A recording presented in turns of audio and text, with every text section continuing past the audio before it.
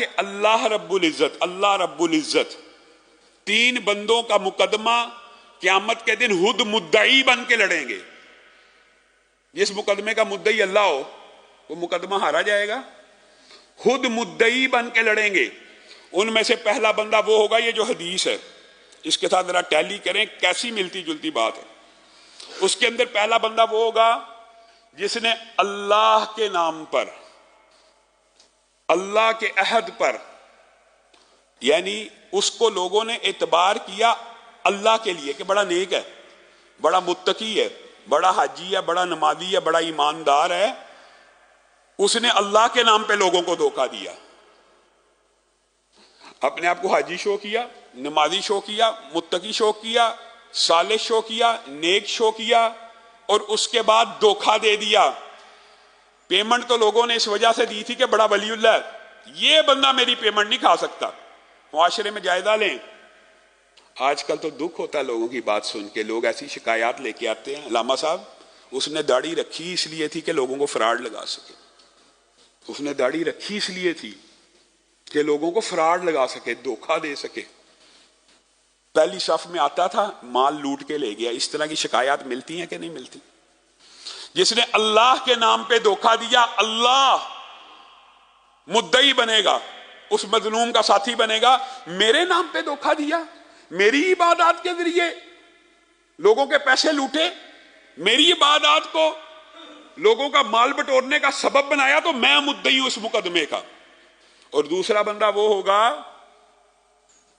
اللہ اکبر، اللہ ہم سب کو ان عیوب سے پاک کر دے. دوسرا بندہ وہ ہوگا جس کے مدعی اللہ ہوں گے. یہ سب تاجروں کے لیے، میرے لیے، آپ کے لیے، ہر کاروباری معاملات کرنے والے شخص کے لیے یہ حدیث بڑی ڈرانے والی ہے. جس نے ملازم رکھا، جس نے مزدور رکھا، جس نے اجرت پہ کوئی کام کروانے کا ارادہ کیا، جس نے مستری کو بلایا، جس نے ترہان کو بلایا، جس نے لوہار کو بلایا، جس نے کوئی بھی چھوٹے سے چھوٹا کام کرنے کے لیے کسی کو مامور کیا کہ میرا یہ کام کر دے، جب کام پورا ہو گیا تو کام میں سے نقص نکالنے لگا، اس لیے کہ اس کی مزدوری کو تلف کر لوں. اگر نقص اور عیب ہو اس کی بات الگ ہے، لیکن یہ حدیث اس بات کے اوپر دلالت کرتی ہے جب مزدور نے مزدوری کر لی، پسینہ خشک ہو چکا ہے، اب اس سے لڑائی جھگڑا ڈال رہا کہ تو نے یہ کام ٹھیک نہیں کیا، تو نے یہ کام ٹھیک نہیں کیا، اس کو اجرت پوری نہیں دی، یا اس کو سرے سے اجرت ہی نہیں دی، پھٹیک ڈال دی.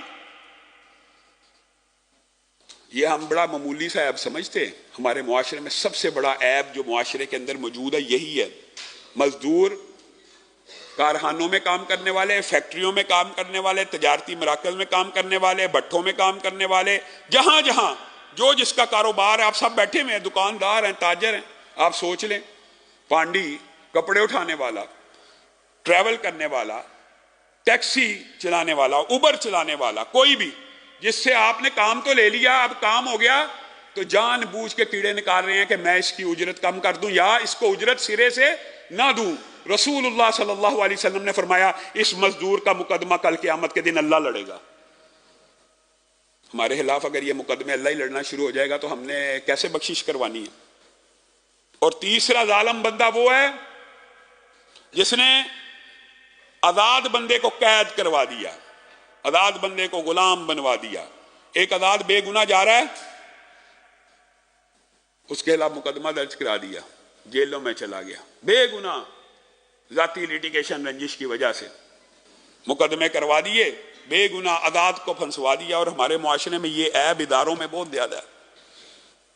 پولیس خام خواہ کسی بندے کو نامزد کر دیتی، خام خواہ راہ چلتے بندے کو. جب کمپین چلی ہو نا بھکاریوں کے خلاف، خاص طور پہ آپ نے دیکھا ہوگا، راہ چلتے لوگوں کو، بیچارے غریب لوگوں کو پکڑ کے مقدمات میں ملوث، چوری کے خلاف چلی، آج کل پتنگ بازی کے خلاف چل رہی. یہ اچھی بات ہے، چلنی چاہیے ان لوگوں کے خلاف مہم، لیکن اس میں بھی غور و فکر کرنا چاہیے کہ ہم نے گناہ گار کو پکڑنا کہ بے گناہ کو پکڑنا. تو رسول اللہ صلی اللہ علیہ وسلم نے فرمایا تیسرا بندہ جس کے مدعی اللہ بنیں گے وہ آزاد بندہ ہوگا جس کو غلام بنا دیا جائے گا صرف چند ٹکے مال بٹورنے کے لیے.